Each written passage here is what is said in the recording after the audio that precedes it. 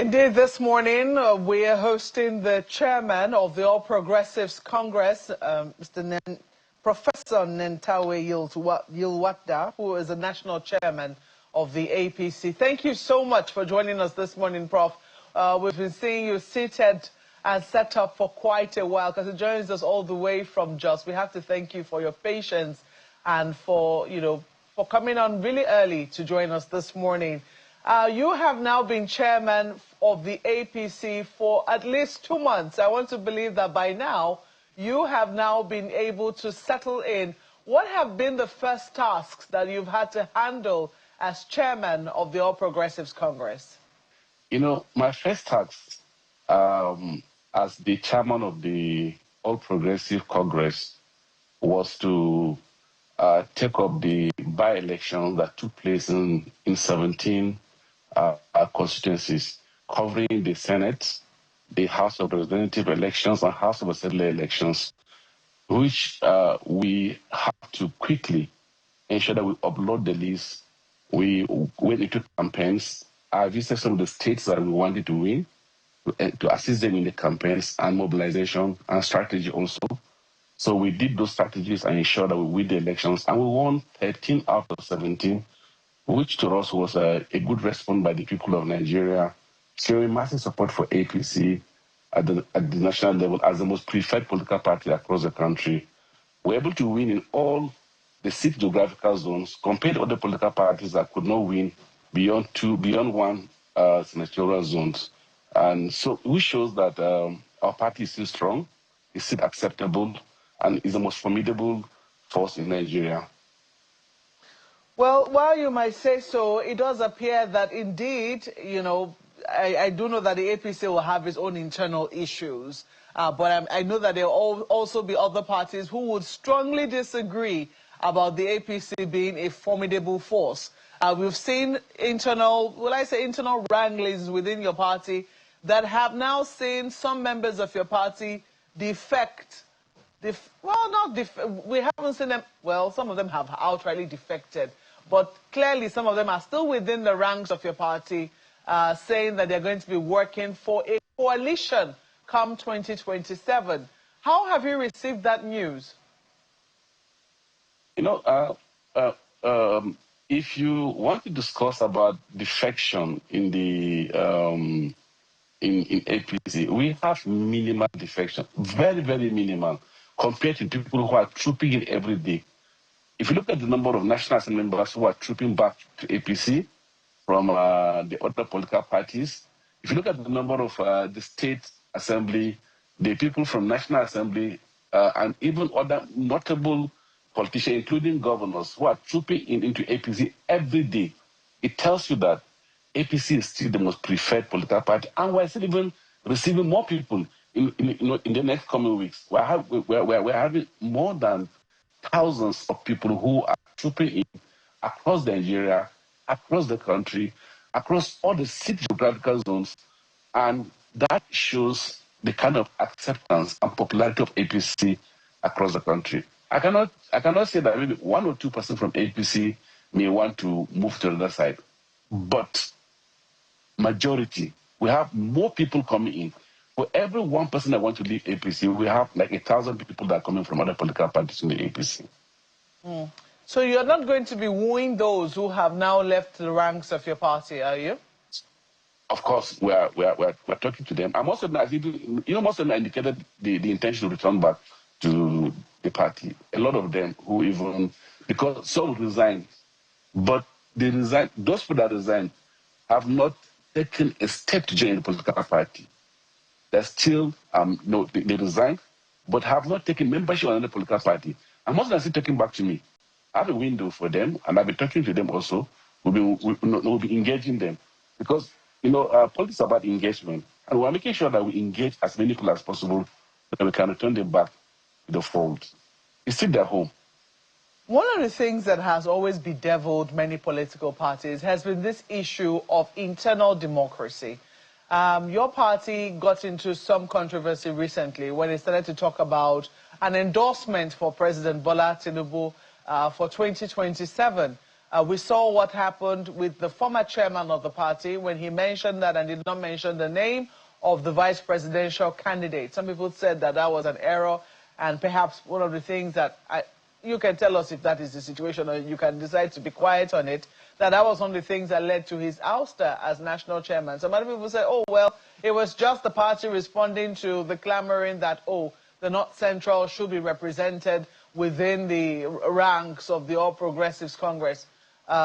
You can also tell us if that is really the situation. But then there have been questions as to whether or not the APC is going to be able to uphold this mechanism, this issue of internal democracy within its ranks as it approaches the 2027 general elections. What's your stance on that? You know, Omokwe, just look at it this way. We had our NEC that elected me. There was no single voice, opposing voice from the APC members. No governor, no member, no National Assembly member, no divergent voice across the country on my election. Unlike other political parties, you know what's happening with the political parties? The kind of internal wrangling, internal crisis, lack of democracy within them, taking themselves to court on several issues. We had the by-election. You discover how smooth our own went. There was no even court case, no any crisis across all the constituencies that we won. You know, it tells you the kind of internal democracy that APC has. Maybe other political party may have this kind of crisis. You know, when people make speculation on media by opposition, that is not the position of the party. They're making speculation why this happened.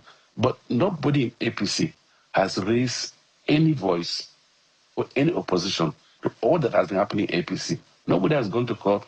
Nobody has challenged any issue. Nobody has made any clear statement within the party. Our party is still intact. We are still formidable. We are still prepared. And we are still the most preferred political party for Nigerians. Well, we'll wait and see just how that is. But you did not speak to the issue of endorsement.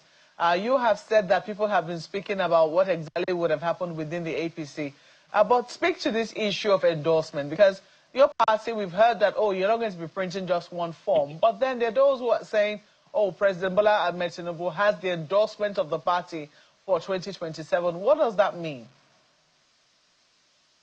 The next, and at the summit of the party, the governors, the National Assembly, and the entire members that attended that summit endorsed President Bola Ahmed Tinubu as their preferred candidate for 2027. And we are a party. We listen to the voice of our members. We listen to the voice of our people. If the members of the party endorse him, the party, of course, will go along with it. That's our position of me as a party. We'll go with the voice of our members and what they stand for. Are you going to be printing more than one form, I mean, in spite of the endorsement of your members? If they need, but like I keep on saying, if we already have an endorsement from the members for Tinubu as their own preferred political party, a candidate for 2027, the printing of forms is not the issue. The issue is one person being accepted by the members of the political party as their own preferred candidate. That's not how many forms have been printed. Even if we print 1 million forms and only one person is going to stand for it, does it really matter how many forms are going to print?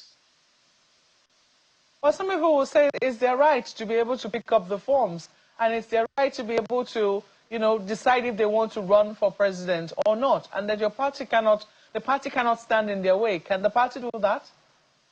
And that's what I'm saying now. If our party, if the members of the party overwhelmingly endorse President Bola Ahmed Tinubu as their own preferred candidate, you can pick the form and buy your own form. But the members will still go for that preferred candidate they have. Okay. Which is the majority voice of the people. Politics is about the voice of the majority. And you could see it at that summit. The entire summit, which is the governors, the members of the party, the critical stakeholders of the party, all of them, overwhelmingly, without a divergent voice, endorsed President Bola Tinubu as their own single candidate for 2027. So would there be primaries then? I think that's the thing. Would there be primaries at the end of the day because of this, in spite of this endorsement? But you know what the Electoral Act says? The Electoral Act said that even if there's endorsement, we must conduct primaries. Even if it's one person, we must conduct the primaries. All right. Well, you certainly have your work cut out for you because the ADC and the PDP will not be giving you an easy ride to the 2027 presidential, the villa, so to speak, because they have now said that they have. You saw in the by-election. You saw in the by-election that we couldn't have a national opposition. PDP won only one seat in the Southwest out of 17. ABGA won only in Anambra out of the 17. And NNPP won only in Kano out of the 17 constituencies. And we won across all the geographical location. You know, when we talk about the opposition, who is the leader of the opposition? Everybody in the opposition in the ADC is looking for a ticket. Unlike what happened in 2013 when APC was crafted, there was this national leader who was interested in the contest, who was interested in aggregating, all the members of the party, all the participants, investing money, investing time, investing intelligence. And that president was President Bola Ahmed Tinubu. I was so interested in contesting, but in mobilizing the opposition. Unlike what's happening here, that almost everybody who is going to ADC, rushing to any political party, are looking for tickets. They're not organized as an opposition. So for us, actually, we've been reviewing what's happening in the opposition. We've not seen the actual position for APC at the national level. We may have them in the regional level, but not national. So you think that the by-elections, the results from the just concluded by-elections, are an indication of what will happen in 2027? Of course. You do not think that the dynamics will be different, and because the stakes are higher? Because some people have said, look, the opposition which you're looking for is not in political parties, that is in the Nigerian people, that it's going to be the APC against the people of Nigeria. They believe that the policies of the All Progressives Congress have been so painful to the Nigerian people that they're going to find ways to oust your party come 2027. Do you fear a revolution of the people? Not at all, because it is the same people that are voting was in by-election, governorship by-election, National Assembly by-election, House of Assembly by-election. We've all been winning all the by-elections, and we've won the majority. Let me put it this way. But for winning, these same people, these same Nigerians will vote in the next election. We're not going to bring Nigerians from heaven to come and vote. These same Nigerians have been voting, they will still vote. And Nigerians have been seeing the improvement in our own policies also. What has improved in terms of the economy, in terms of the social services that we provided, in social infrastructure. We've done, the government, the reforms have been improving, the economy, improving the security, improving access to education, improving access to social security at that level. So Nigerians have been watching those improvements, those mega steps that we've taken, that have both steps taken by the president, which has been improving those services every day. Well, I know my colleague Ayo has questions for you. Ayo. Well, thank you so much, Markwe. Well, Prof, let me begin from, a variant of the question that Markwe just asked you. From day one of his presidency, Asiwaju Bola Ahmed Tinubu has taken very difficult, some will even say infamous decisions that have had very devastating effects on people who, as you said, voted him into power, employed him to be their president. So there are those who also say that as a result of that, those difficult decisions that he has taken with their devastating consequences could have a kind of effect on his aspiration for re-election. How do you respond to that?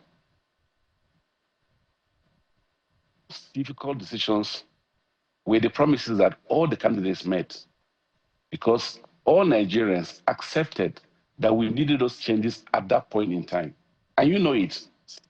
No political party, no commentator, almost everybody across the country said that we must remove subsidy. Almost all the candidates and almost all the commentators across the country agreed that the parallel forex is not in the interest of Nigeria. Almost all of them believe in the tax reforms. So all the reforms that we've taken as a government, they were necessary reforms that the country needed at this junction in time. But have they actually improved our services? The answer is yes. The state governments, just last month, the state, the federal government, and local government, at fact, they shared 2 trillion naira. Coming from the state that before now they shared barely about 500 or below 500 most of the times. Today they're sharing neighborhood of 2 trillion naira. State they used to collect roughly about 3 billion naira, 2 billion, 3 billion naira per month, collect between 15 billion naira and above. So those increments are improving services. In 2020, if you record 2023, about 24 states of the federation were actually borrowing, and some of them have not been able to pay salaries across the state. Today, no single state that has not been able to pay salaries. All state governors, all local government have been able to pay salaries up to date. And because of the increase in revenue, and because the subsidy removal, it has improved even services to them also. Borrowing has reduced by the state, and several services has improved by the state also. And these are things we're talking about, that the government policies is not just affecting the federal government, but it has trickled down to the state. And we need the state government and local government also to trickle those same services, the improved revenue should also be shown and demonstrated at the lower level also. Which raises the question, Prof, of whether or not those effects that you're talking about are actually happening the way they are expected to happen. Because even though the revenue to the states have increased from the federal government, just as you have, from the federation accounts, just as you have said, people wonder how come they are not feeling it? How come the trickle-down effect that you talk about is not being felt by the people? As far as they are concerned, even though inflation numbers are slowing down, it still hasn't impacted significantly on their spending power, on their loose cash. And there are economists who believe that the president still holds the yam and the knife, knows how to ensure that the states do what they need to do to make sure that the effort that is being made at the federal level is trickling down to the lives and livelihood of the Nigerian. Yes, like I said earlier, the increase of revenue going to the state, we expect also the states, just like what the federal government is doing. A lot of states are actually investing more in social investment, and we expect most states to now invest social investment for the people. The federal government, is targeting about 15 million households in conditional cash transfer. They are given soft loan to students under the student loan scheme, allowing students to access loans so that they can have access to education at zero interest rate. Federal government has dropped about 1.5 trillion naira in the Bank of Agriculture so that farmers can have access to one digit interest rate, almost near zero collateral for them to access loans so that they can improve food security across the country. We expect the states and local government to begin to think of those kind of social investment programs that can trickle down to the people also. And I think some states have already done it. Some states have set up their social investment program, and they're investing also in the social investment program. Let's see it also at the local government level, especially. Let the local government also set up their social investment program, also invest in it. As a party, we're talking with our governors so that we can trickle those kind of effects, because the president has actually directed the APC governors to ensure that social investment programs are conducted so that it can trickle down to the people. And mark you, at the summit that APC did, the president made it very emphatic that the governors should go back and water the ground. And I think they're already doing it in the process. Already there are policies that state governors have taken at the APC level to ensure that all the APC governed states have social investment program that will trickle down to the people, and government is already doing that. Now, it raises that question again, Prof, of whether or not they needed telling. Because we believe, I remember in the Second Republic with Chief Obafemi Awolowo, Chief Bola Ige of Oyo State, Lateef Jakonde of Lagos, and the rest of them, it was clear that every UPN state enjoyed what they called free education. And there are a number of people who benefited in the southwest of Nigeria at the time. Free healthcare services, they were clear. It was a policy, a manifesto, a political promise of the government in those states. What are the distinguishing factors today, particularly of APC governors? Why does the president have to tell them what to do? What are the things in the APC manifestos that, in your opinion, the governors may not be doing as well as they ought to be doing it now? That it doesn't seem to differ the APC governor, any APC governor, from a PDP or Labour Party or APGA governor. Can you hear me now, sir? I'm saying that you were saying that the president had to be, advising or instructing or, directing the governors, APC governors, to do the needful. And I'm saying that you would remember in the Second Republic, the UPN government, it was clear, it was a policy, it was a manifesto, that there must be free education, there must be free health services for the people in the southwest region. Any state that the UPN governed, they had those as their policies. What is it that distinguishes the APC governors today from any other APGA or Labour Party or whichever governor anywhere? Yes, if you look at the APC manifesto, it talks about access to education, access to health, access to social justice, and they listed all those indices and all those social protection services that are provided to the people of Nigeria. And these are the progressive steps that the government is doing, and investment in infrastructure and several other aspects of life that it touches the people directly. The governors are doing it. The state governors in APC are doing it. But the president said that they need to do more. They need to do more and adhere to the to those manifesto of the APC, especially those that have to do with the people, have to do with the life of the people also. So I think these are the areas of concern that the president was talking about, that you are doing it, but we need to do more. Okay, well, I'm hoping that Prof can hear me, because I'm hoping that Nigerians living in the states that are governed by the APC will be able to confirm some of the things that you have said, because there are questions as to whether or not people are feeling exactly what you are talking about, because I didn't think that I needed any telling. People should just be able to feel it. But then there is also this issue, Prof, just before I return you to Mark, my colleague. There is this bickering we hear that there are some back and forth between APC and PDP concerning an issue that INEC raised recently about premature campaigns ahead of the 2027 elections. Well, the INEC had said that there is no sanction whatsoever concerning breaches for campaigns earlier than 150 days to an election, and here lies the challenge for the commission. Now, the political parties seem to have begun surreptitiously campaigning for the 2027 elections, which they are not supposed to do. But at the same time, according to INEC, there is no sanction for that.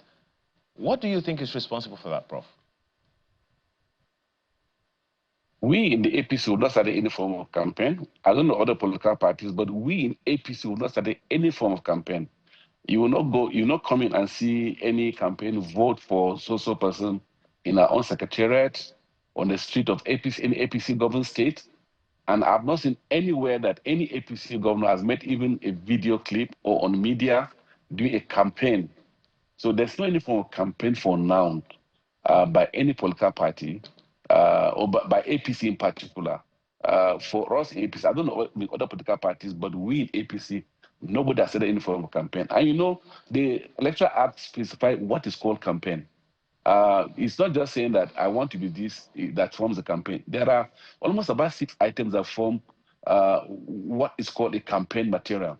And there's no any material and there's no content that is given out by APC in any way. Any APC governor, any APC member, any APC a national, at the national or state level that is known to us that looks like a campaign. So for now, we don't have anything to do with campaign, by APC for now. Okay. Well, my colleague Malkwe asked you a question the other time about defections from place to place. I want to ask you a two-in-one question of sorts. One, how many governors are you expecting to join the APC before the 2027 elections? That's one. The second thing is, how come it is so easy? There are those who say there is no difference between the APC and the PDP or any other party. Otherwise, it shouldn't be so easy for any politician to cross carpets just anyhow. How do you respond to that? What differs the APC from any other political party? Why can't they defect? If a governor that was collecting 3 billion naira per month, he hardly can pay salaries. He came in and met pile of, outstanding salary and borrowing because the borrowing by the state to pay salaries. Now, he has from 3 billion, he's earning about 15 to 16 billion naira every month. He can pay salaries. He has excess of money to do projects. Money is given to the state irrespective of political parties. No political victimization, unlike what happened in those days where Lagos State was victimized and some local government for years couldn't have, the allocation from FAC.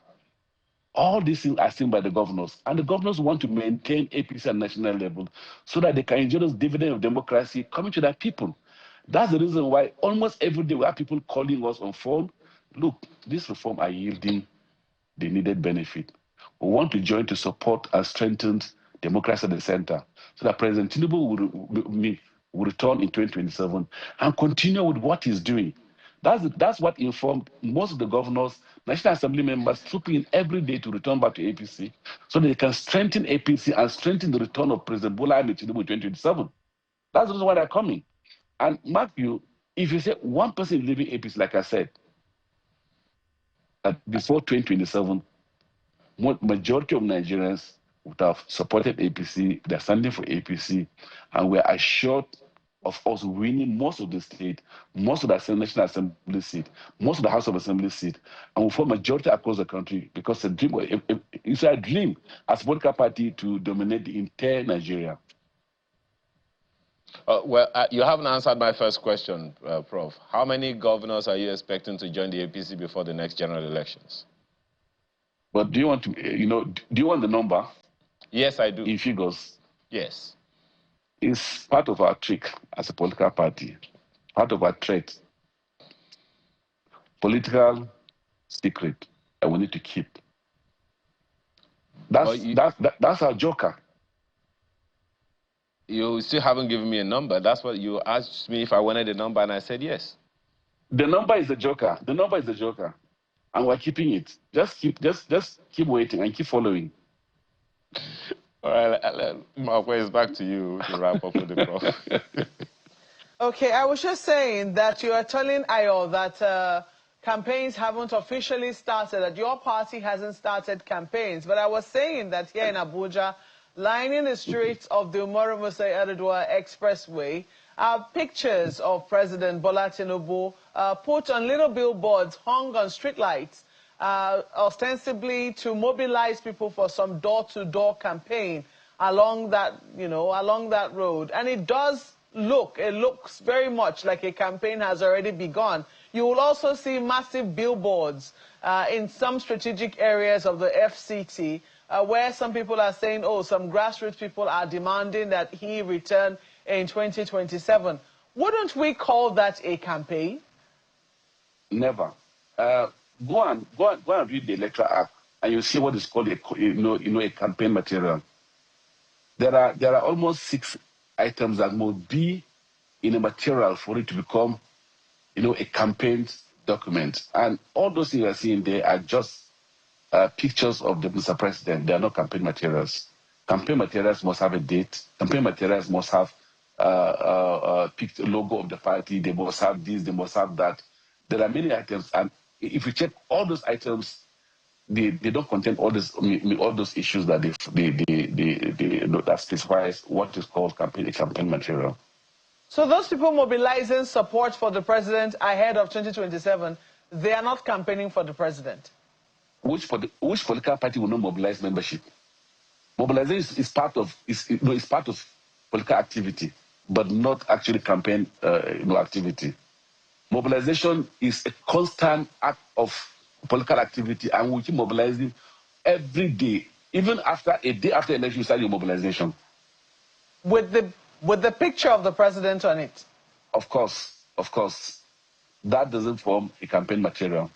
Professor Yewanda, I know that people will certainly contest that because, interestingly, part of what it is that people are complaining about, so some institutions have complained about, including INEC, interestingly, and it's unclear what INEC is really looking at, but INEC has started warning political parties not to start campaigns, and I'm sure that these are some of the things they're looking at, which you say are not campaign materials. But we certainly will... If it were campaign material, INEC would have contacted the party at the national level, but we will not receive any letter from INEC, asking us to remove a material because it's campaign material. That's what normally happens.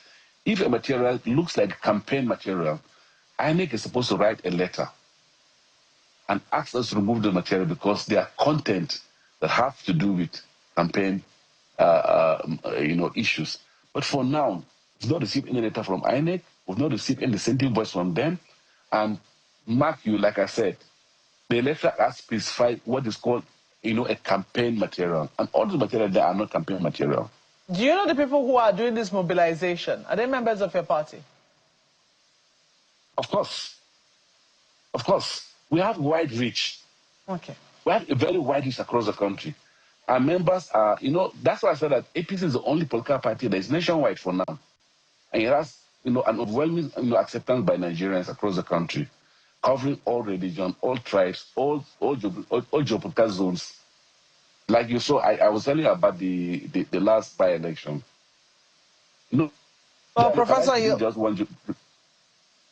Professor, yes, before the network starts to bail out on us, I think it's time for us to wrap up the conversation.